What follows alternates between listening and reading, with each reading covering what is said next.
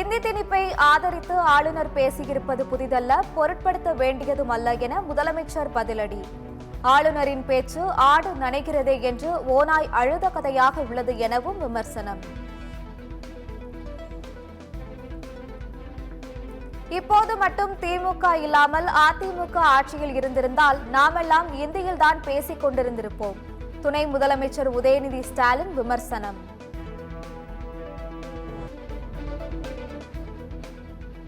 தமிழகம் புதுச்சேரியில் 12ஆம் வகுப்பு பொதுத் தேர்வு இன்று தொடக்கம். தமிழ்நாடு முழுவதும் 8,21,057 மாணவர்கள் தேர்வு எழுதுகின்றனர்.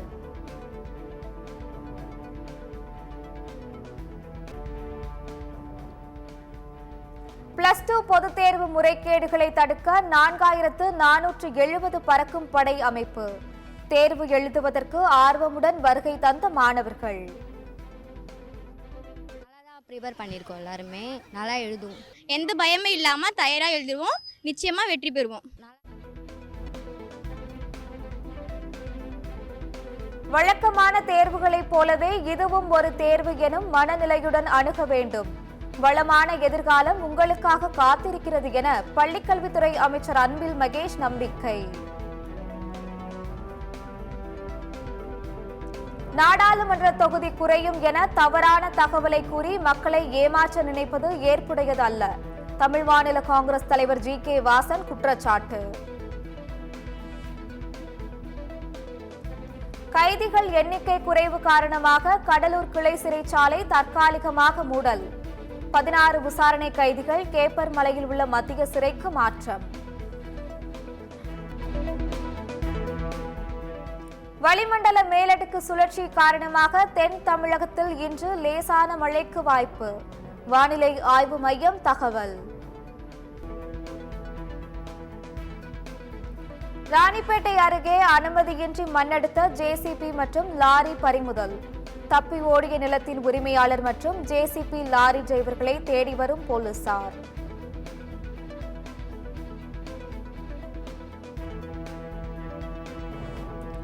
நாடாளுமன்ற தொகுதி மறுசீரமைப்பு குறித்து மத்திய அரசின் தெளிவான விளக்கம் அளிக்க வேண்டும். உள்துறை அமைச்சரின் பதில் குழப்பமானது என திமுக எம்பி கனிமொழி கருத்து.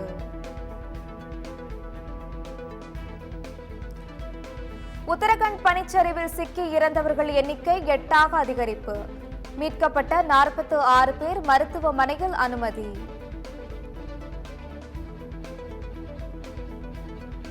தஜிகிஸ்தானில் மிதமான நிலநடுக்கம். ரிக்டர் அளவில் 4.3 பதிவு.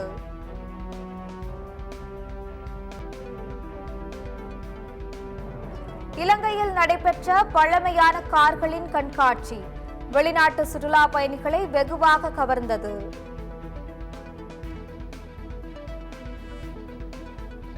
பிராக் மாஸ்டர்ஸ் செஸ் போட்டியில் 2வது வெற்றியை பதிவு செய்தார் தமிழக வீரர் பிரக்யானந்தா.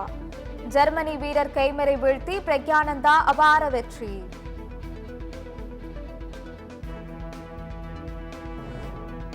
அமெரிக்காவின் லாஸ் ஏஞ்சல்ஸில் 97வது ஆஸ்கர் விருது விழா கோலாகலம். சிறந்த அனிமேஷன் திரைப்படமாக ஃப்ளோ தேர்வு.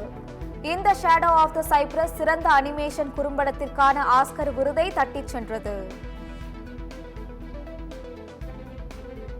சிறந்த துணை நடிகருக்கான ஆஸ்கர் விருதை வென்றார் கீரன் கல்கின். ரியல் பெயின் படத்தில் சிறப்பாக நடித்ததற்காக தேர்வு.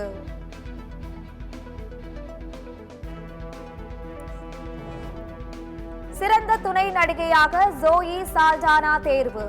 எமிலியா பெரஸ் திரைப்படத்திற்காக வென்றார்.